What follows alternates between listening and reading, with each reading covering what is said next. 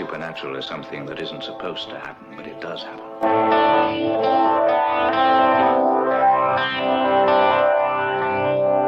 And no nation which expects to be the leader of other nations can expect to stay behind in this race for space.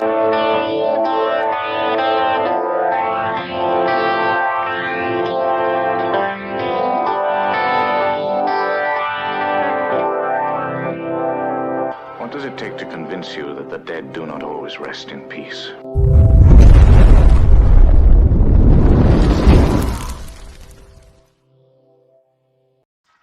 All right, welcome to Three Beers Podcast, everybody. We've got with us tonight a couple of authors of pretty amazing book that I took a chance to read over the last month or so. We've got joining us Mason Winfield and Mike. Is it Bastine or is that, am I saying that correct? Yes, Bastine. Okay. Oh, I got it right on the first try. Yes, starting off good. That's right. All right. Well, yes. I'm going to bring this image up here so everybody can see. It's Iroquois Supernatural, Talking Animals, and Medicine People, and this is one of those books. Coming into it, the title itself, I wasn't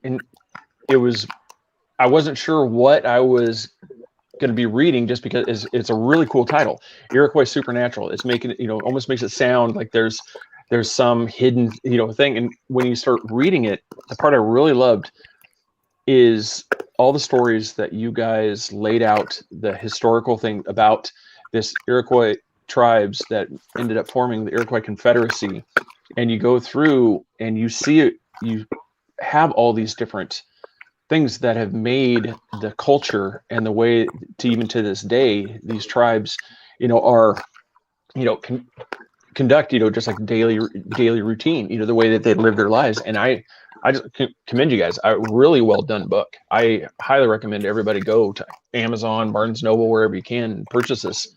And maybe, sweet talk you guys and get a signed copy. So nice. Thank you.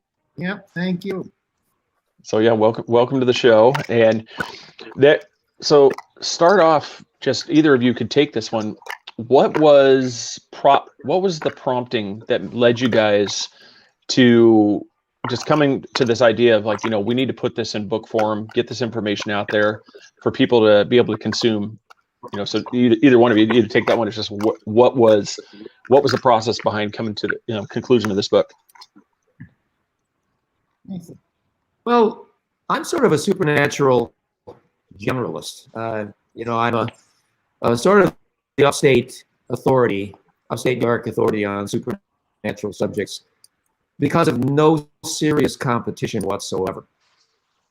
And I noticed that when I would be interviewing people, and we're talking 25 years ago, I'd be getting supernatural folklore from the different ethnicities. And, you might have thought that, ghost to ghost, a UFO is a UFO. And yeah, that was the way I started out.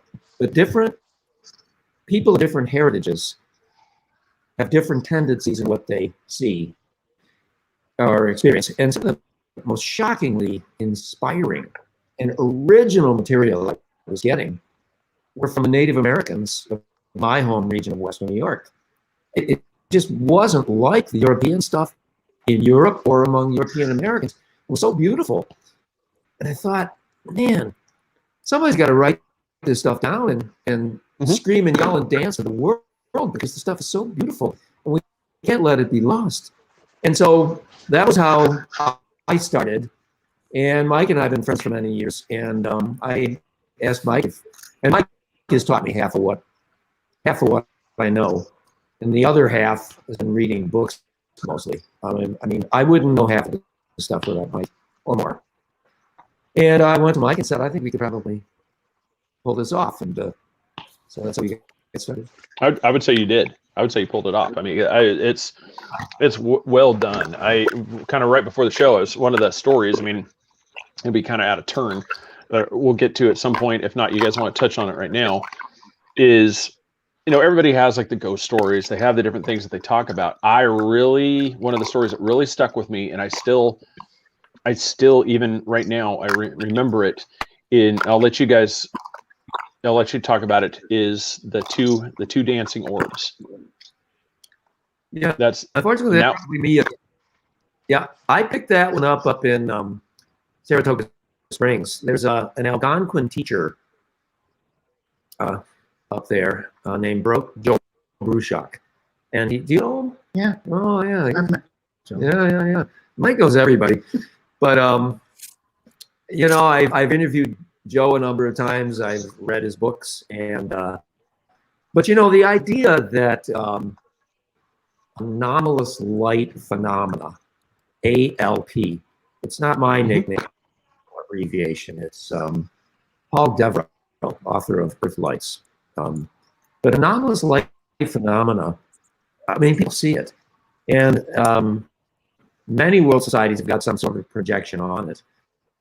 And the idea that after a death,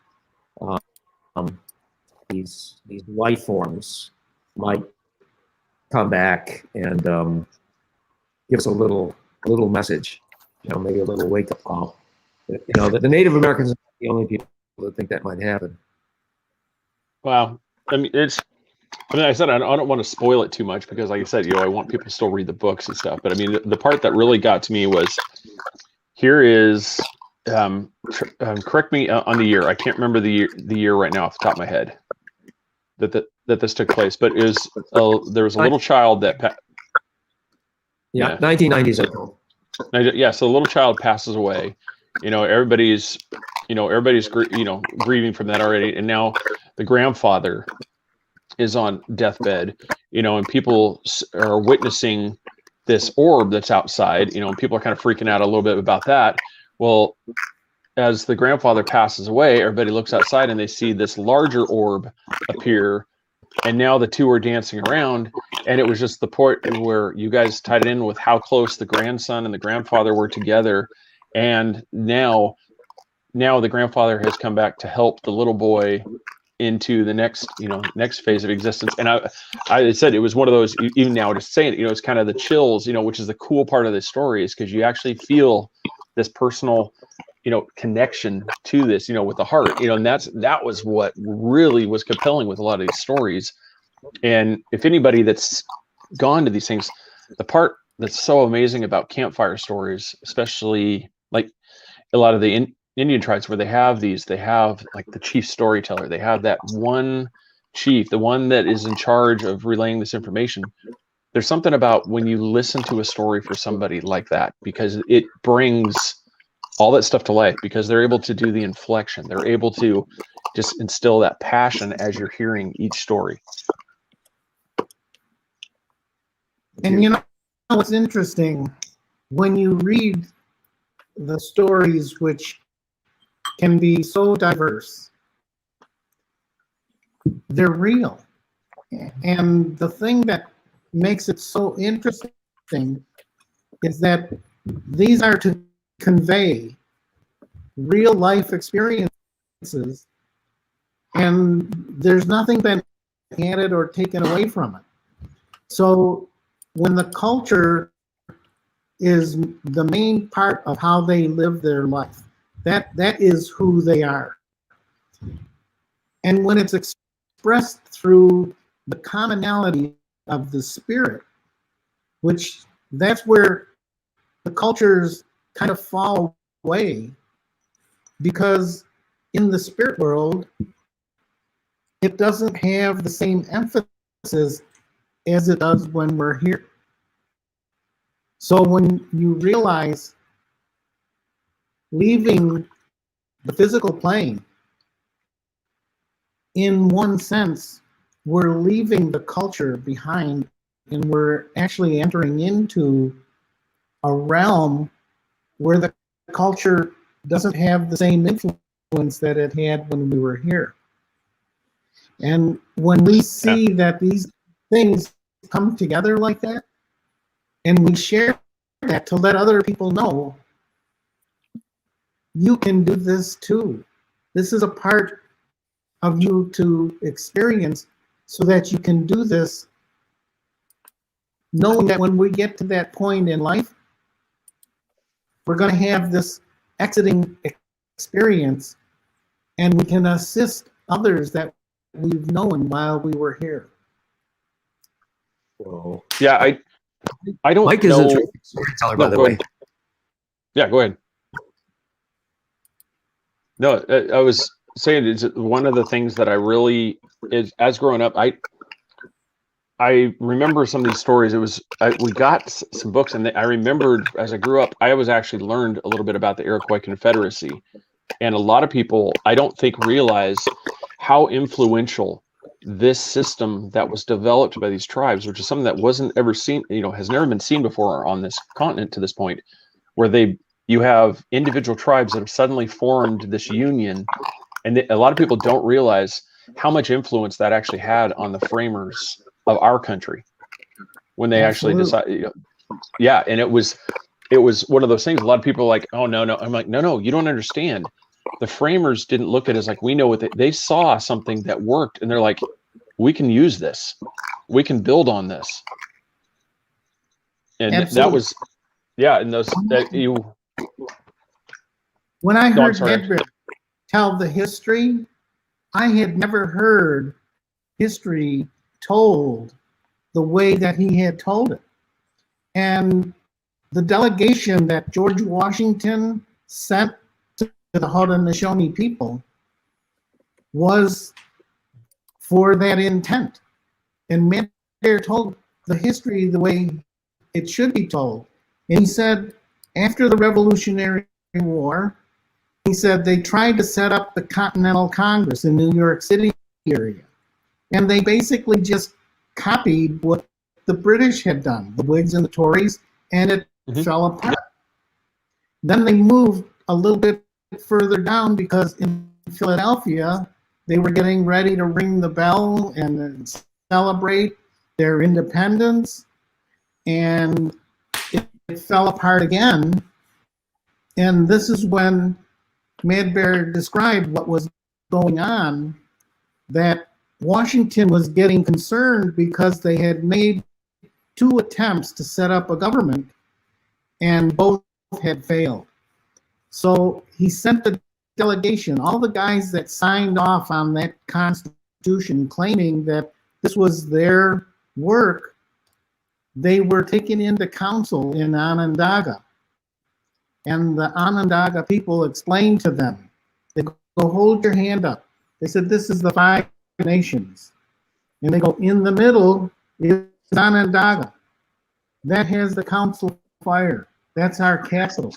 No one owns that. It's neutral territory where the council is. So that's what DC is.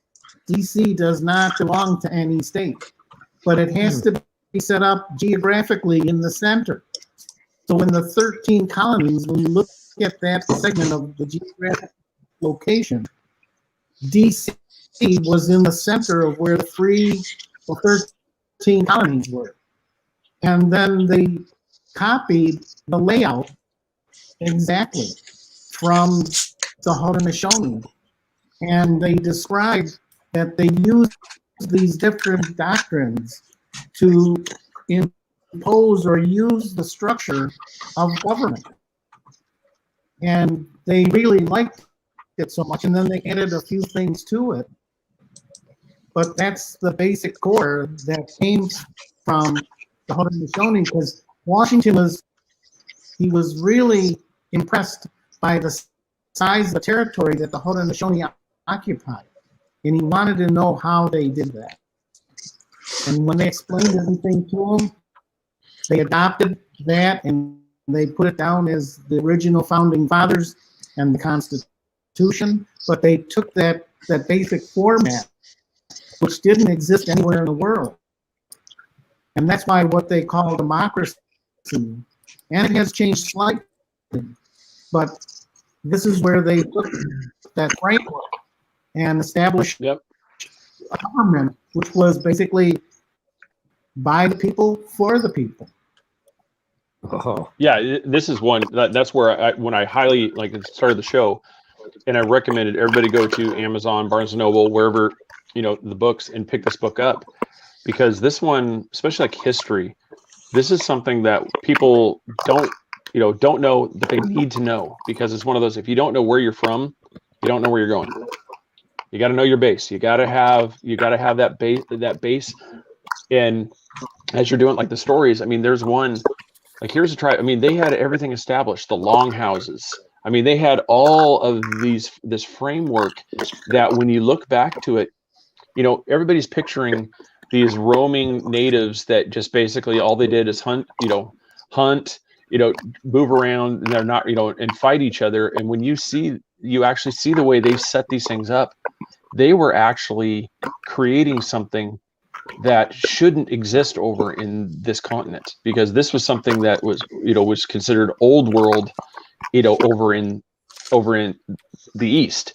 But now here's these tribes that have figured it out. They're like, it's an amazing system. I mean, when you hear the stories about the longhouses, it's incredible. Hey, this is Mason. I'd like to say something. Today, the Iroquois people like to be called nations.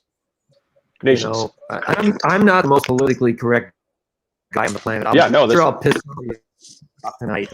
But in respect to my Native American friends, they're so we'll go with nations. Oh no, nation. Hey, I'm willing to be corrected. I'm just it's. So the Iroquois nations friendly. Yeah. No, we're friendly. Yep, exactly. I'm not opposed to being scolded on air. What's interesting too. Question. Is in the whole structure and how it progressed. That next attempt in Philadelphia, when they rang the bell, just prior to that, Washington had marched the Delaware people off their land, and he had made a treaty with them. And I read the treaty, and it was beautiful. But he didn't want the native people in attendance to the celebration for the ringing of the Liberty Bell. And there was a woman who stopped in front of him, and she told him, she said, because you're marching our people off our land that you said you would share with us, she said, your great bell will ring once and break, and your attempt to establish a government will go into chaos. Oh, wow. In fact, the first Congress was so impressed with this story. On the Capitol building, at White Dome, there's a statue of a woman on the top of it. It's that woman. It's a Delaware woman that told Washington their bell would break. And that's when they moved from Philadelphia and established the District of Columbia and started the government there. And it was with the help, the delegation that they sent up to the Haudenosaunee, the Haudenosaunee people came down to the District of Columbia and actually did ceremony to help them establish their capital, to set up their government. Mike, you never told me that before. Yeah. That's I learned so much. That's where the District of Columbia comes this from. guy like crazy, and I got to do a damn radio program to learn this stuff. Come on, you're welcome. You're welcome. That's what we're getting out of there. It's like, that's awesome. That was one of those. That's why I was really looking forward to talking with you guys. Is because this is the type of stuff that history in these fashions really fascinates you. I mean, everybody gets bored with dates, gets bored with all these things, but when you find out that these Indian nations, when these Indian nations, they come together, you realize how much of an influence that they actually had.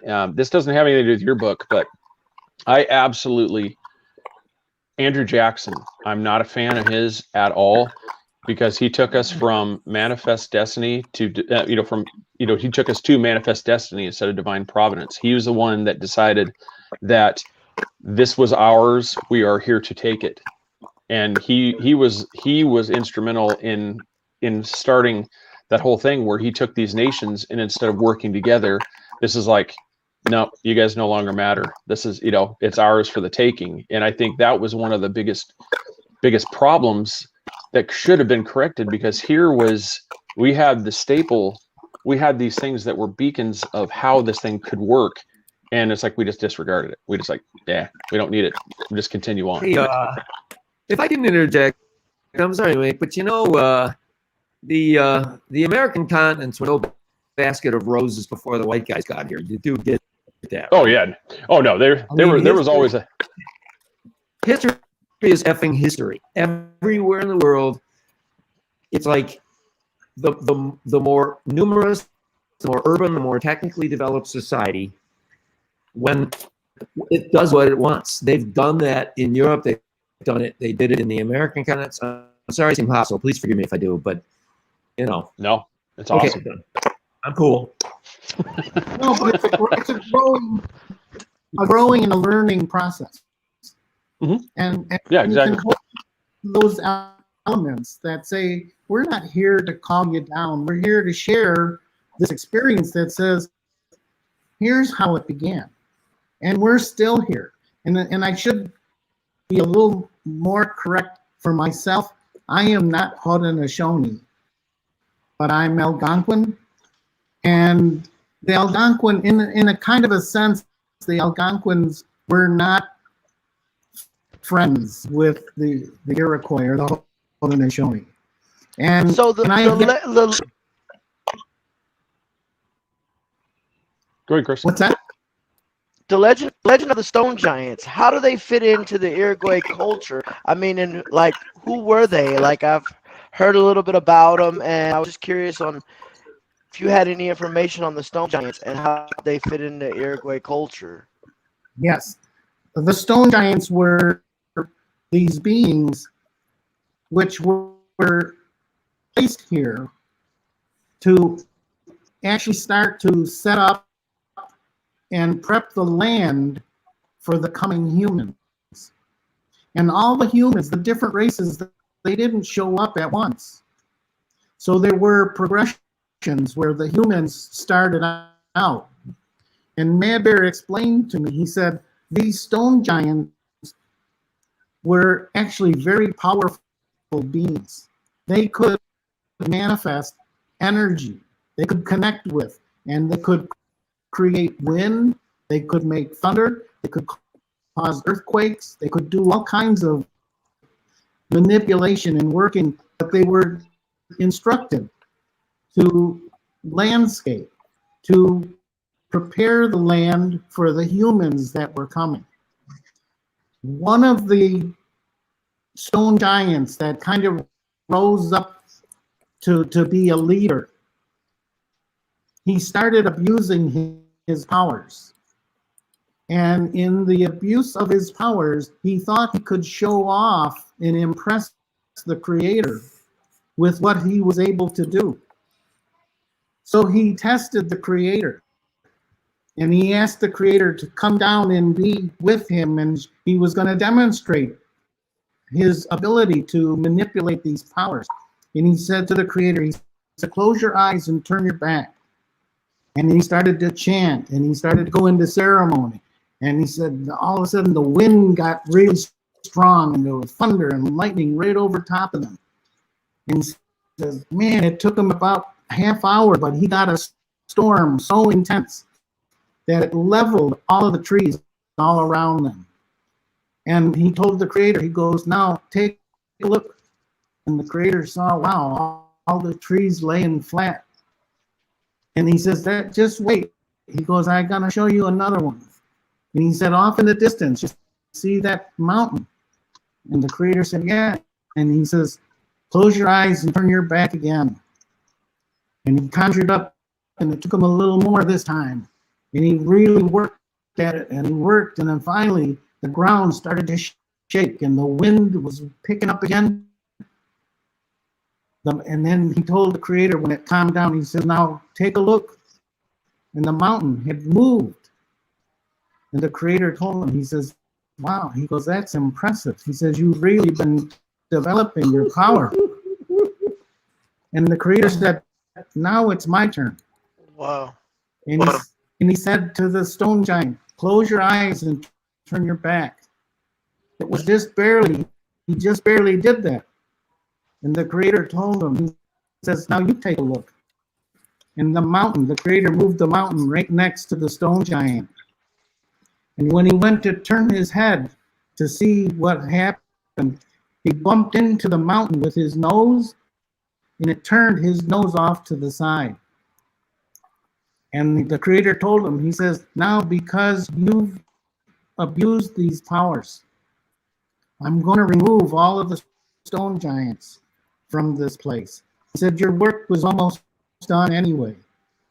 And the stone giant felt really bad. And he said to the creator, he said, look, he said, don't remove all them. He said, this was my doing on my own. And he said, but if you allow us to stay, we will always protect the sacred places on the planet. We will always be there. And Madbear said the descendants of the stone giants are what they call Bigfoot or Sasquatch or Yeti, or these beings that are always stay hidden, but they're there to protect and oversee the land. Never told you that? That makes sense. And they're one of their false faces is called a hot dewey. It's the most powerful false face. It's a red face, and the nose is turned off to the side. So they honor those things in their history. This is part of their history. You know, if I can butt in a little bit on the stone giants. I mean, Mike is an authority beyond me on the legends of the native people of the Northeast. But I should tell you that a lot of white guys that know anything at all about the stone giants, they immediately fixate, aha, they're Bigfoot, because they're big. And I don't know, you know, there may be some connection there, but my feeling is it's too easy to do that, you know. I would also tell you, other people, sometimes they try to go, well, they're giants with flinty armor, so maybe they're Europeans who came to North America and fought the Native Americans and all that. And I think that's really, really hasty too. Whatever the folkloric, legendary, mythological meaning of the stone giants is, I don't think it's an easy one to figure out. So I personally don't jump to any. What I do want to tell you that I do find extremely interesting is what Mike brought up at the end, that it looks like the legends of the stone giants may have a connection to the False Face Society. And the False Face Society, the medicine masks is what a lot of people call it. This is an utterly fascinating subject. And the medicine masks, I don't know of anything too much like it anywhere else in the world. I mean, if you had to pick a number of very unique Iroquoian inventions, I think this medicine mask cult is it's certainly one of them. Oh yeah, the false faces. Reading that stuff, that was the one for me. It was just, I can imagine. Just, I mean, just picture you're in a cabin, you're sitting here, and all of a sudden you got people breaking in that have got face, masks, and they're doing different stuff to you. It was one of those. I can imagine just as a person, it's like, you're supposed to just lay there and let them work on you because you got something going on, and you have people that have broken into your house wearing masks. I'm like, it was one of those. It was really cool, fascinating story, and I love that part of it too. We didn't invent that. That's what they really did. Yeah. I have a question. Mike just covered a creation story with the stone giants, and much of what is covered in Iroquois Supernatural deals with the prehistoric New York tribes and their relationship with the natural features in the area. One in particular that really interested me was the story about Tauganic Falls. Yeah, it's again. What's the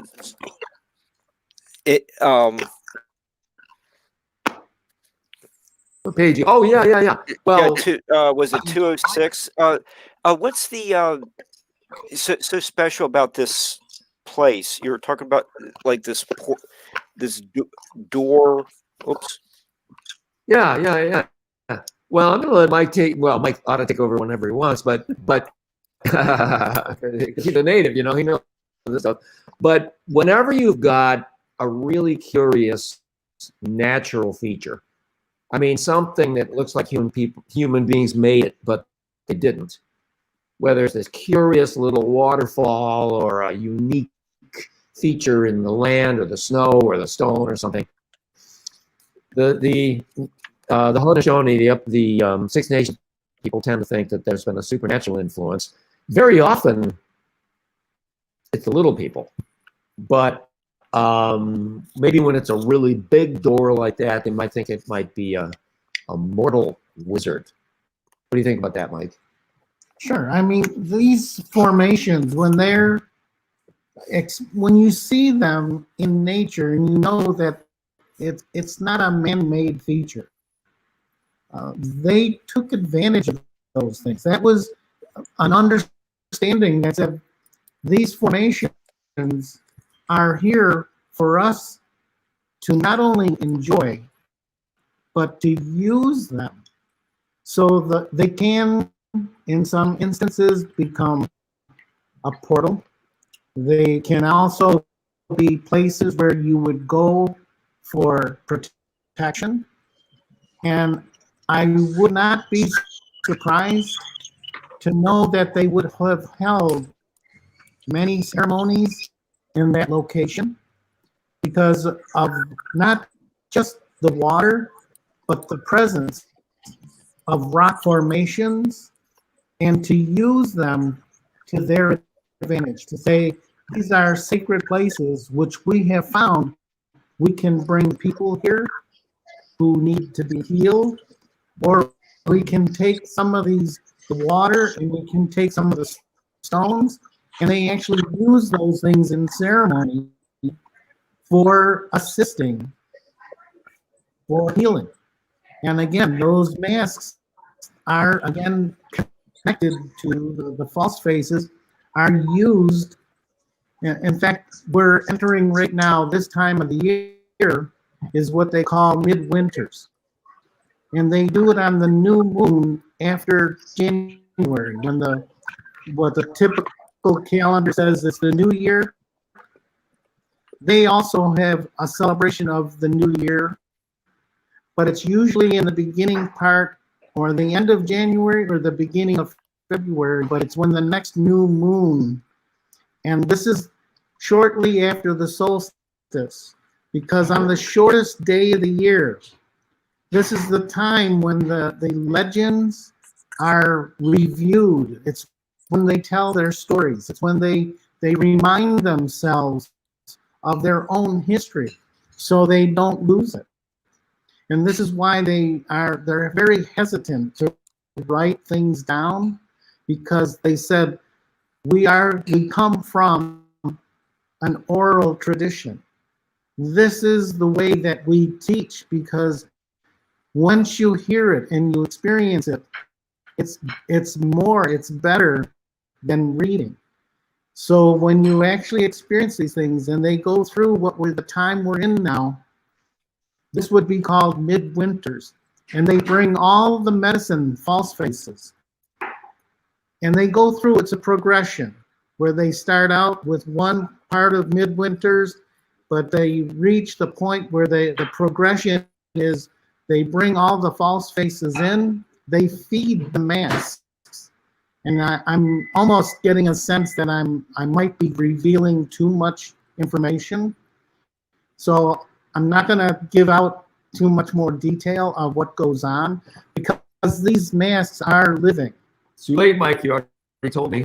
And this is some of the these are some of the things that they try to protect, because they don't want people coming in and either being a disturbance or an observer, but they are very protective of these parts of their culture, because to them the sacredness is what's the most important, to trust and respect these false faces so that they know they're in good hands and they will be treated, and the stories will be handed down orally.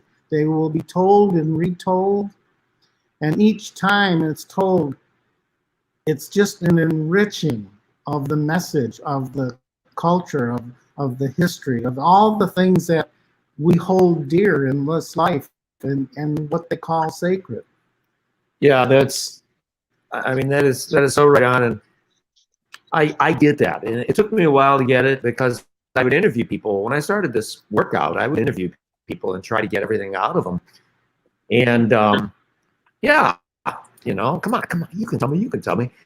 And I get it. Just now. us.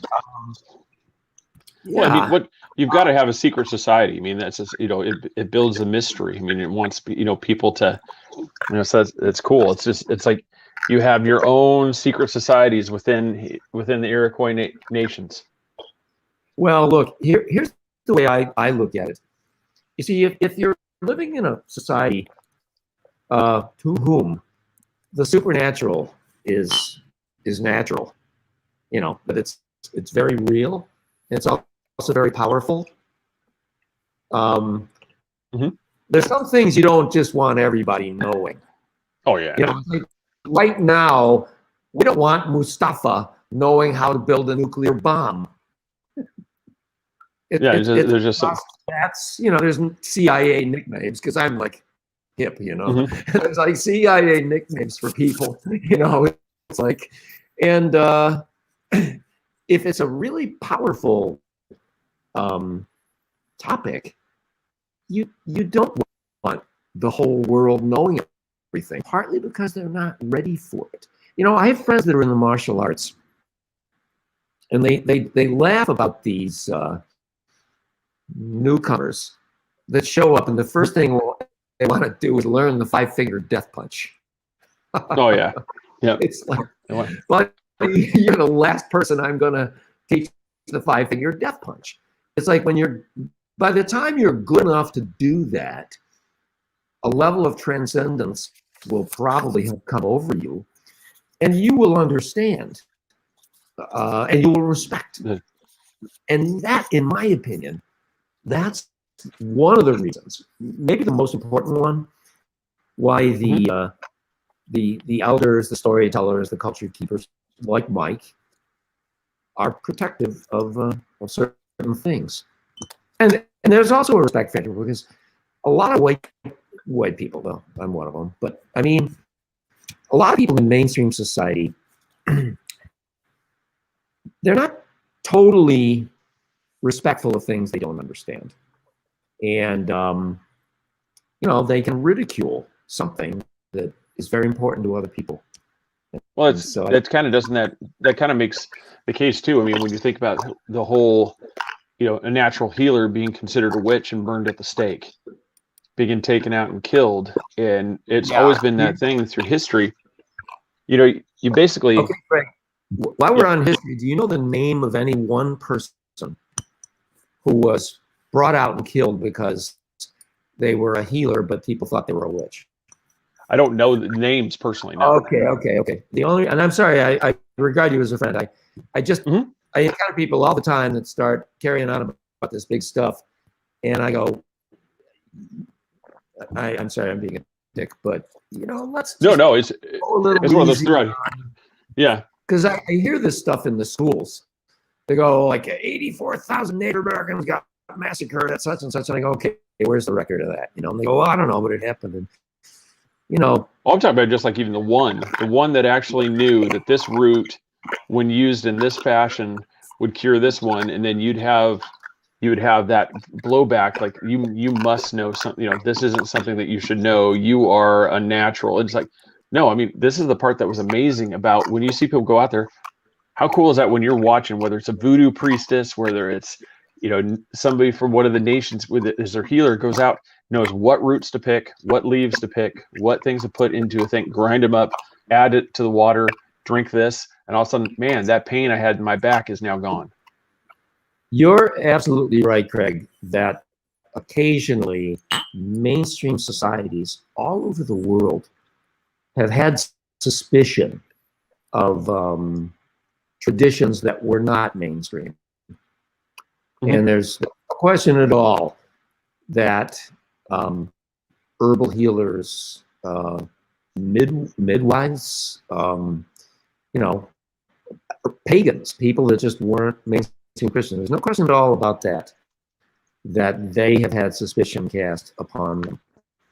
And, and I don't think there's anything, there's another thing that probably there's no doubt about is that traditional healing can be very effective. And in Absolutely. 10 seconds, I'm going to try to turn this over to Mike in 10 seconds, but there are some certain hospitals in Buffalo that recruited Native American healers for hopeless cases. I mean, this stuff is not an illusion. It really can work. And Mike has referred to a guy named Mad Bear. Wallace Mad Bear Anderson, the legendary Tuscarora, was he was a medicine man in so many senses. And Mike had I never met him, and Mike had the privilege of training with this guy. So I'm done for a little while. I think Mike better take over. Yeah, well, see, that's the thing. It's crazy you said that, because it was weird, because you segued it perfectly, because I was just getting ready to ask you about Mad Bear, because one of the stories that really stuck to me was that green goo.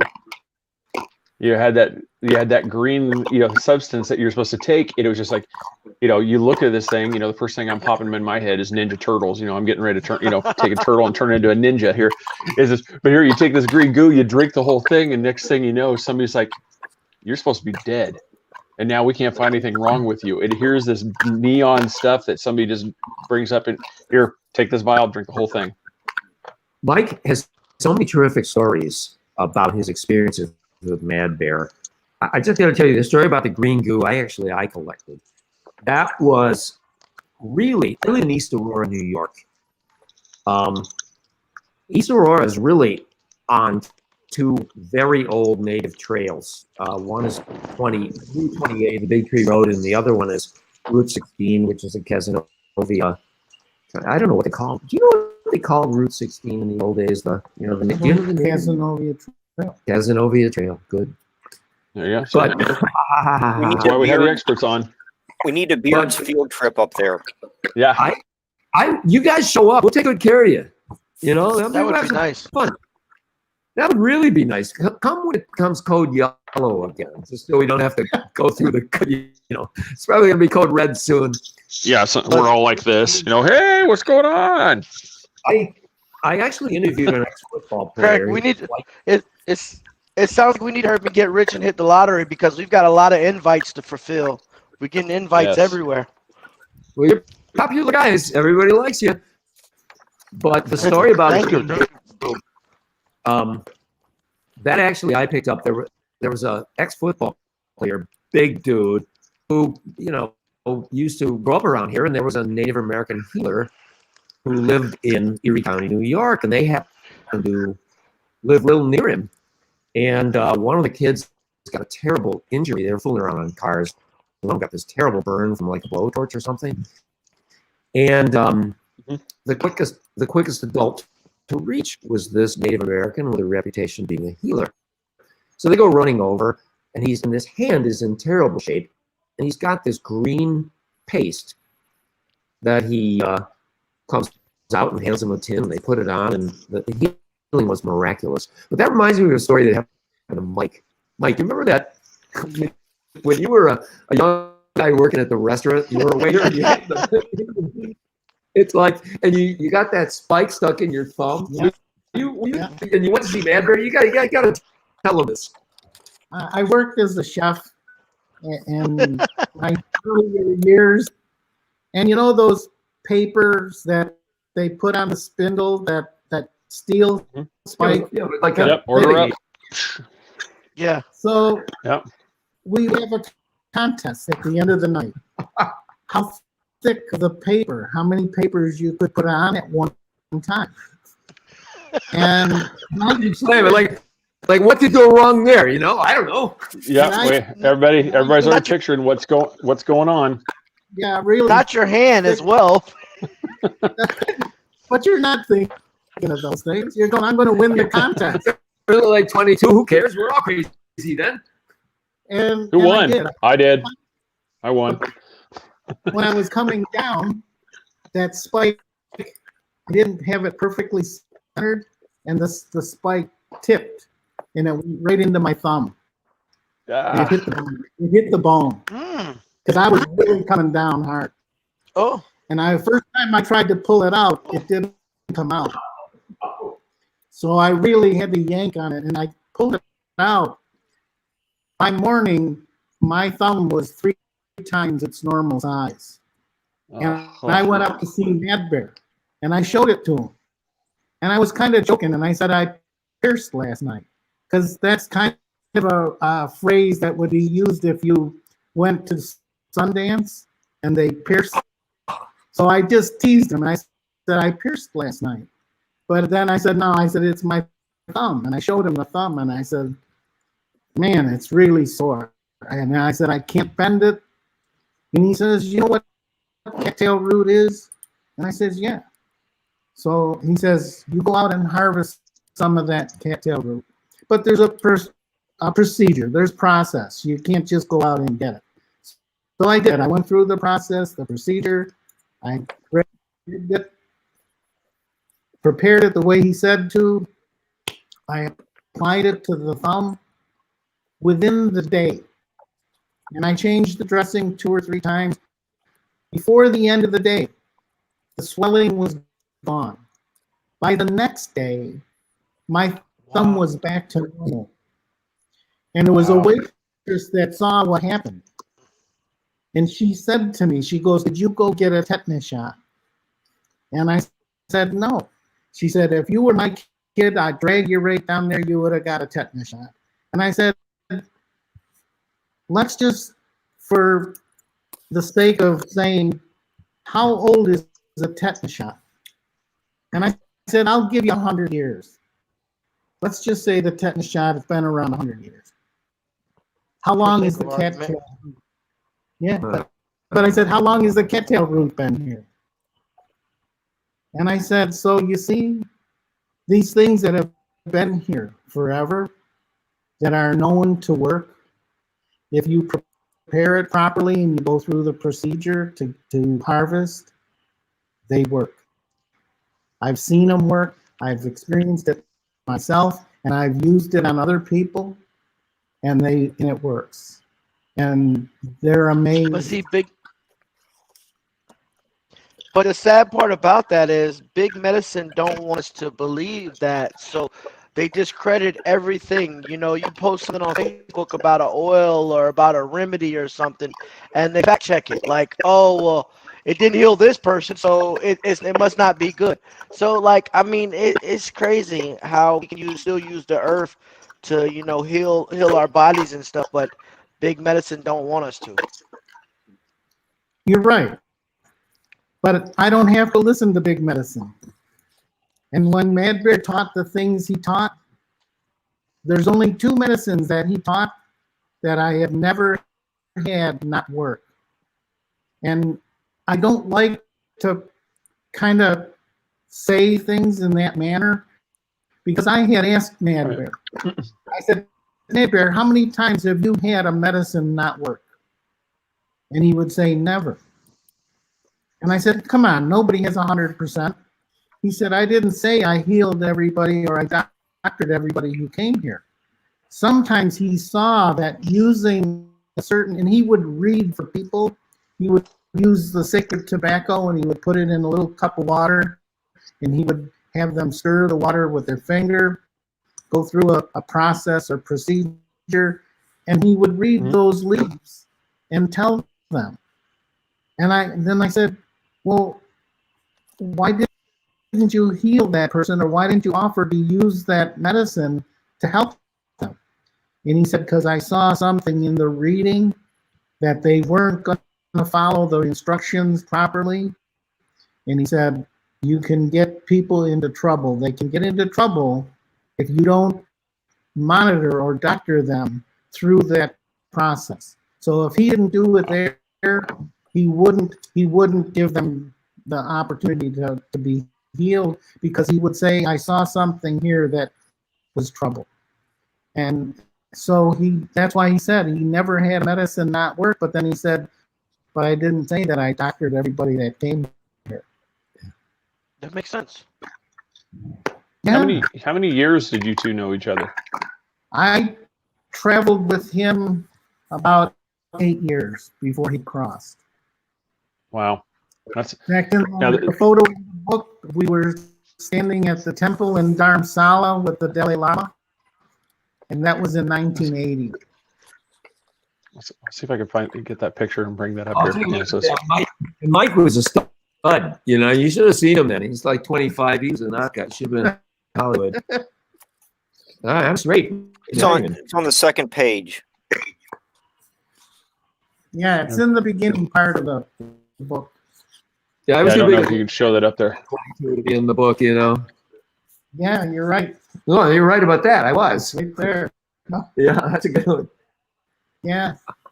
And at that, from left to right, the woman Dahani is next to Mad Bear, and then the Dalai Lama, and I'm on the far right.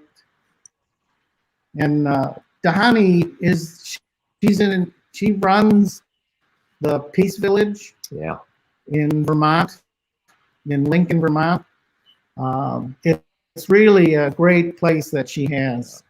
She's been doing that over 40 years, but that. Did I get the right one?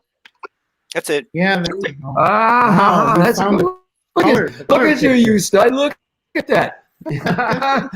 Oh, there we go. Wow, where'd you find the color picture? Because I still look for that one at home, but my mom has a copy. Yeah, I'll send it to you. I'll switch but now it we up. got okay. Yeah, It's all good. yeah. So that's That was No, that's pretty 1980.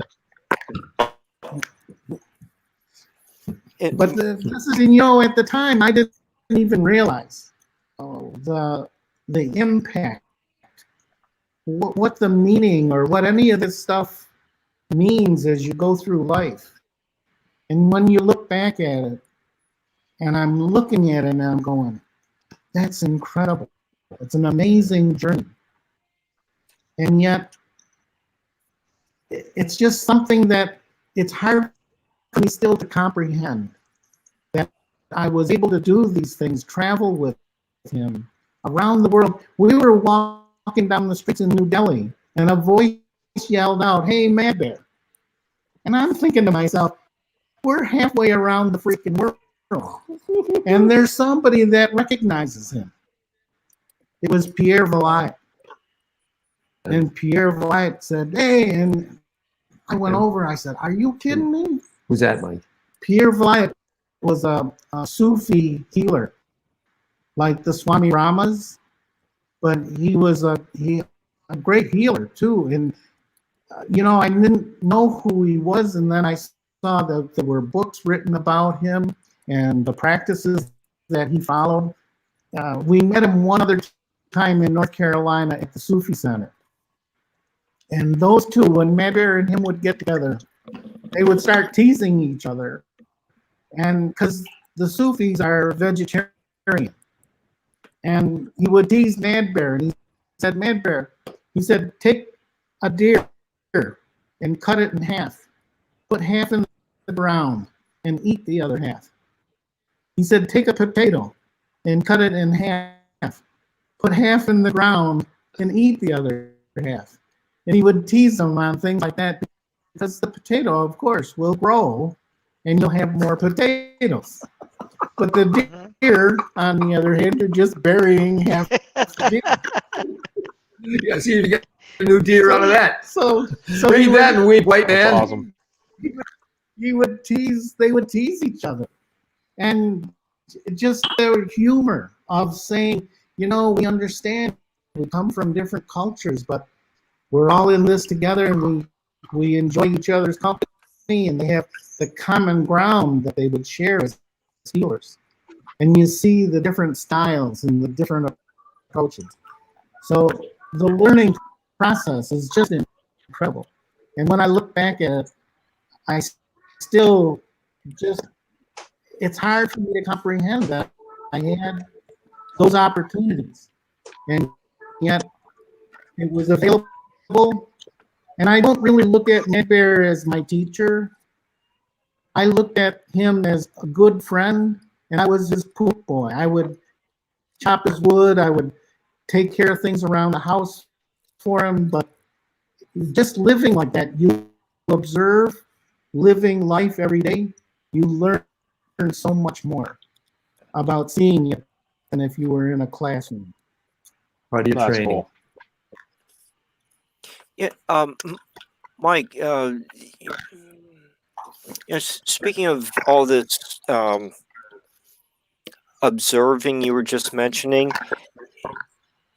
you and Mason do invest a lot of time into discussing the animals and the roles they played throughout the cultures. One example is the underground buffalo. I thought that was an interesting section. Is there one of the animals that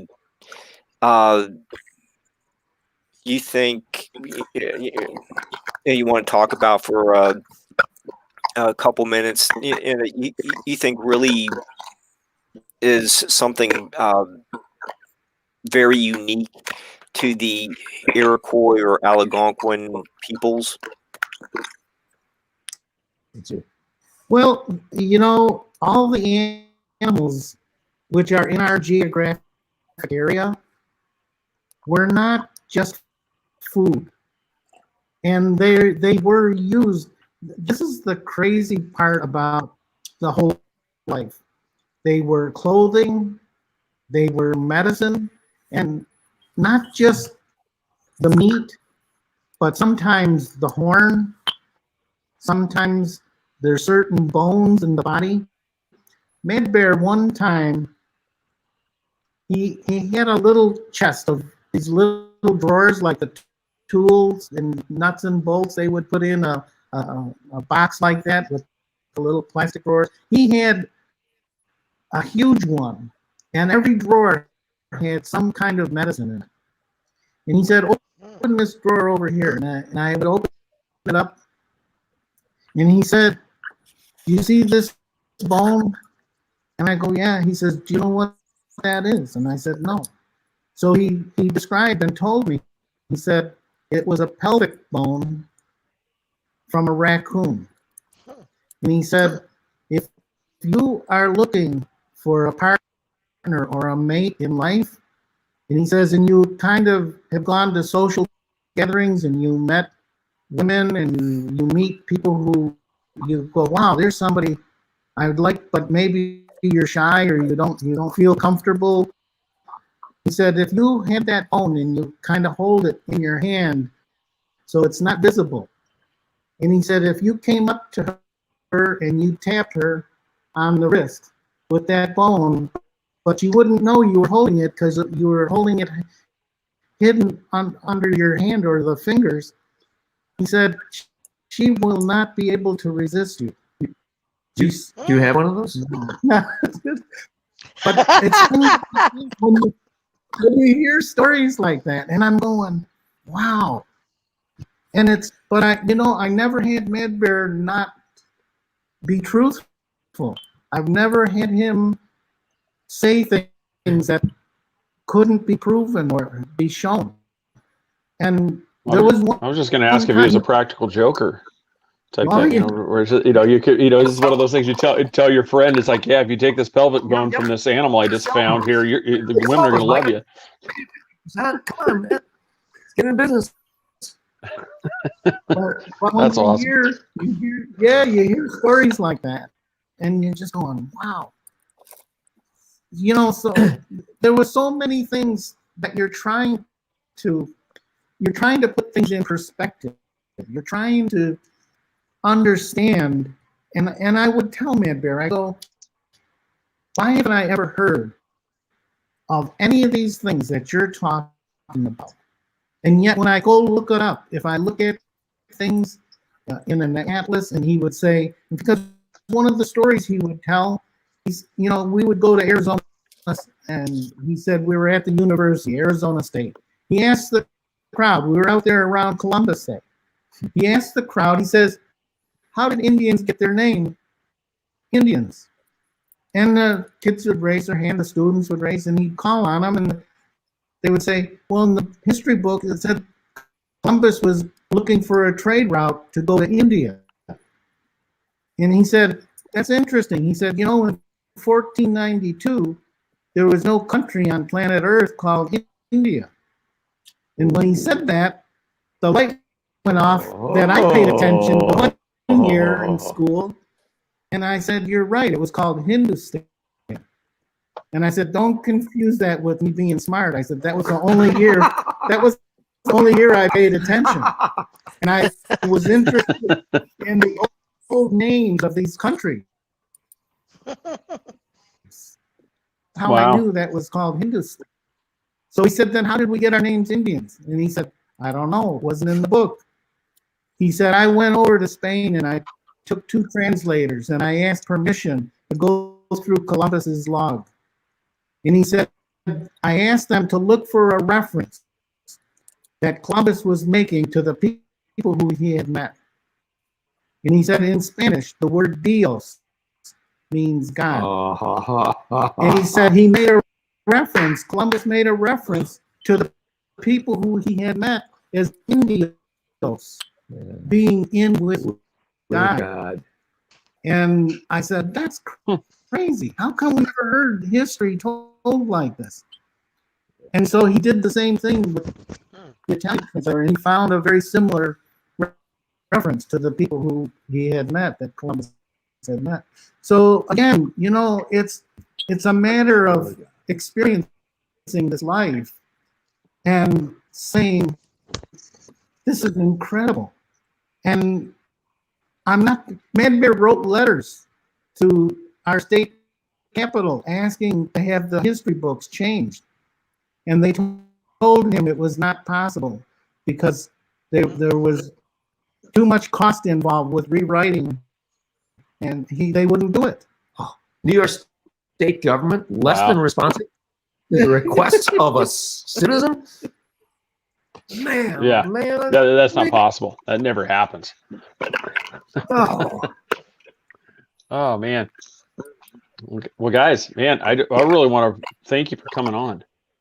I really appreciate it. Absolutely. This one I'm going to show right here too for everybody is need to go to, we mentioned Barnes Noble. Here's also a link. You can get it Kindle. You can also get it paperback sent to you. Iroquois Supernatural Talking Animals and Medicine People with Michael Bastine and Mason Winfield. Definitely an amazing read, and it's one of those that you find yourself as you read it. I think like every night I was tackling probably easily 30-40 pages before I go to sleep, and so that was one of those things. Sounds like that was a negative thing. I'd fall asleep after reading 30-40, but no, I'd read that before it was time for bed. So it's just wind down, but I highly recommend the book, you guys. Very well done, amazing layer of not only history but just really cool stories about the different supernatural, paranormal, but the things that were intertwined in these Iroquois nations, stories, their culture. Like I said, highly recommend this book, guys. Very well done. Well, thank you for the review. And, we're glad that you're able to enjoy this. And it's more than enjoyment because you're experiencing the history, and it's intriguing because there's connections to things that still aren't explained. And I said, I'll never get to that point where I can explain everything. Mm-hmm. But I said, you get to an age where you start accepting and you say, Yep. I can't.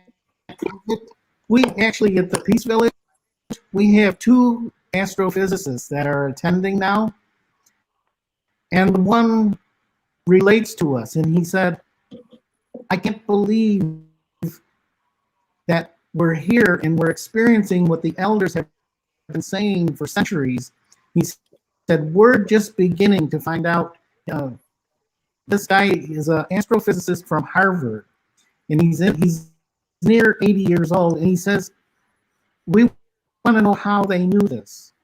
And I said, "Does it really matter how they knew?" You guys get to Buffalo, you look us up. Oh, definitely. Thank you. And I agree with that story. That's one of those things. Like we've had a couple on, and it's just the same thing. It's like of other authors, and it's the same thing. It's like you look back in history and you try to figure out, as a modern person, you're like, how did they know something that we're just now discovering? And that's what is the amazing thing. You just an indigenous tribe. You're like modern science. We're all big and important. It's like, yeah, they didn't have this, and yet they already knew that there was rings around that planet, and we're just now developed a telescope to see, to see it. And they're like, yes. So what? See this carving I got from my, fourth time removed grandfather. He drew it on this. He drew it on this rock. I go, we already knew about it, and you're like, God, how? This is crazy. And then it's one of those. I love hearing the stories of how it's been intertwined into these cultures. And so, everybody, pick up that book, and guys, have Happy New Year. Thanks for coming on the show, and I said wish you guys the best, and also thanks for the lessons. Like I said, I like being put in my place, so I appreciate it. I'm sorry if I was a little rude there. Yeah.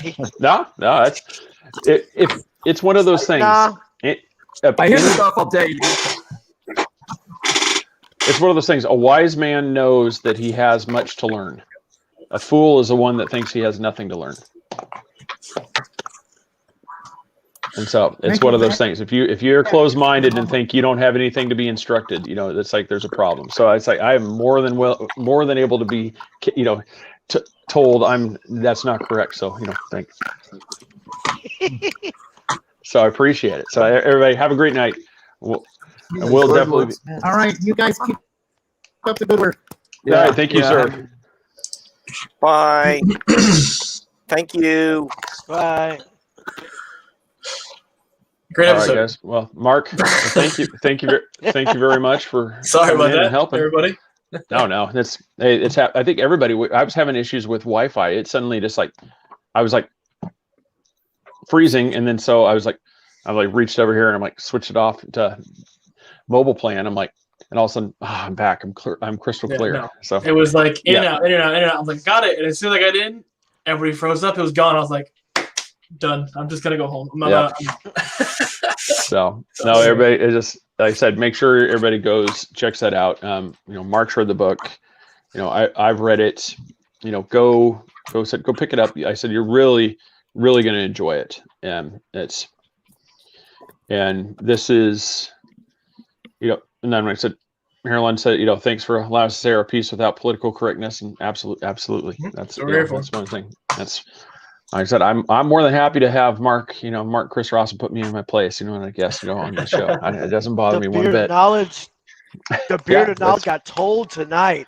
Ooh. Exactly, it was awesome.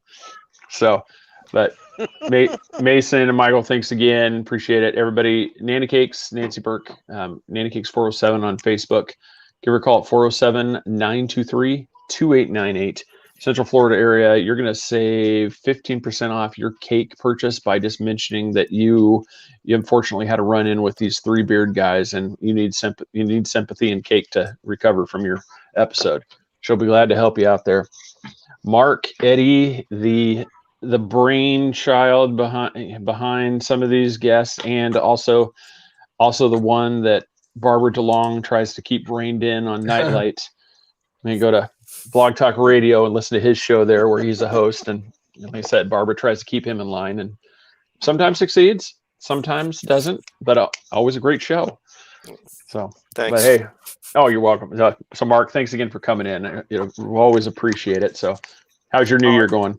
I'm fine, and I have a great time working with Austin and Chris too. So it's a team effort. So yeah, it's happened. So we've got some really good shows lined up for this coming year. So it's definitely going to be one of those coming up, trying to delve into a little bit more of the paranormal side too, to get a few more of those shows, because those are good. So I mean, I felt like this was a pretty good way to kick that off as well. We're going to be and then everybody stay tuned for the next episode that we'll be having on. We're going to be talking about Mothman with Joey and Tanya. It's going to be a lot of paranormal. Yeah. So Mothman Okay. with Joey, Tanya Medea. So that one's going to be fantastic. So everybody tune in for that one as well. So check us out on all the social medias. Please like, share, follow us. Please, that helps us out. So that way we can, kind of get the word out and also get more people's eyeballs on shows like this to help authors and other acts. Because the ones we have on here, we really try to get these people some support and help them out, encourage them to keep doing this amazing work. So please do that. But everybody check out Nightlight Radio on YouTube. Go to Barbara DeLong channel. You can follow that and you can see the Nightlight Show. Enjoy those episodes, and it gets a little more in depth than sometimes than us crazies can get to, because it's a little longer program. So Mark, have a great night. Appreciate it. We will talk soon. Everybody, thanks for watching. Good night.